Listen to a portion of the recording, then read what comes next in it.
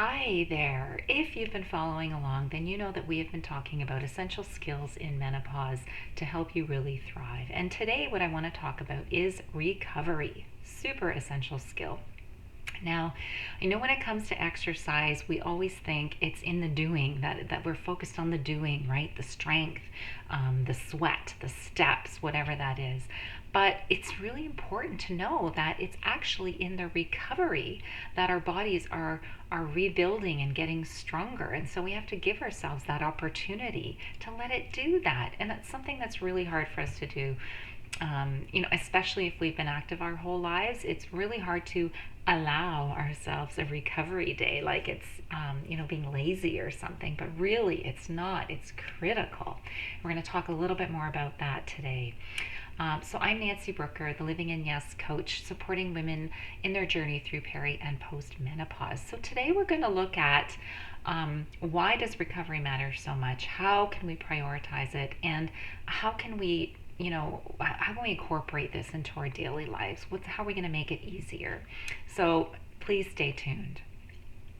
So number one, why does recovery matter so much? Recovery isn't just resting. It's when your body is adapting to the challenges that you've put it through. So every time you work out, you're breaking down your muscle fibers. And it's during recovery that your body is repairing and rebuilding and making you stronger, making them stronger. And as we age, here's another thing that we get to deal with is our muscles and connective tissues and our nervous systems, they need more time to bounce back. Our bodies need more protein. How many times have we talked about more protein to trigger growth and repair? And they need more time, enough to allow us to recover.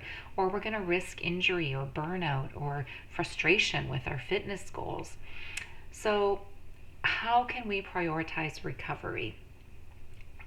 There's a couple, let's talk about a couple of different types of recovery first. So there's active recovery, things like a gentle walk, some yoga, some light stretching, keeping your body limber, mobile, helping with your mobility without the intensity of a regular workout. And then there's passive recovery.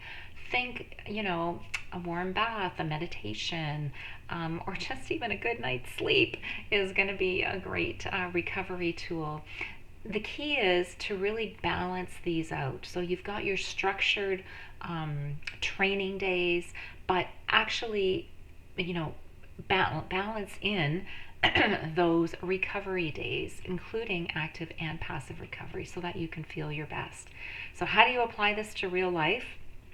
Well, number one, make sure you choose a recovery skill that you enjoy and that you will actually do. I have one of my kids loves the cold plunge.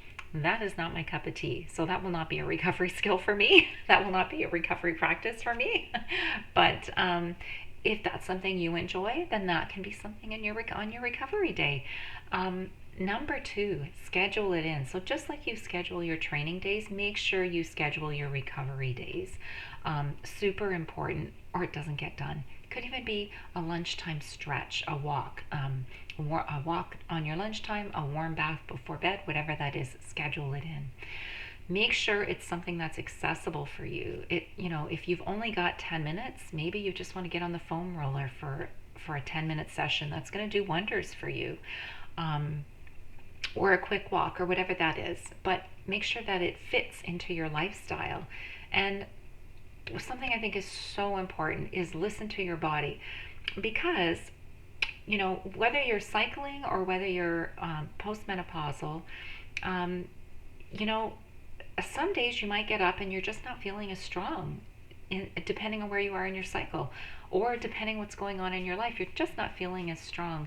And sometimes it feels better to do the workout, but sometimes we just need to listen to our body and maybe make it a recovery day, maybe make it a yoga day, or maybe go for a walk, or maybe just make it a rest day. Really tuning in and listening to our body, so that we're taking care of it as best we can. So I just want to make this point that recovery is not lazy, it is smart, and it is important. It needs to be done.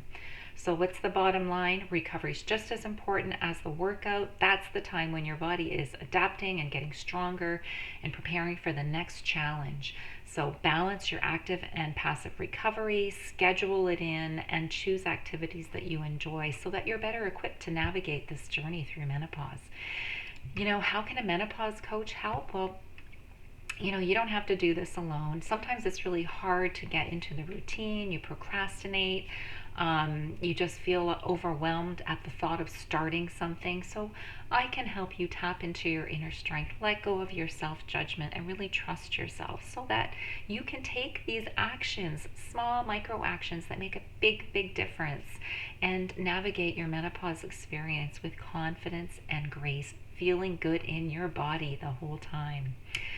And really to find joy and happiness in your unique journey of possibilities. So remember, recovery isn't lazy, it's smart. Muscles need their beauty sleep too.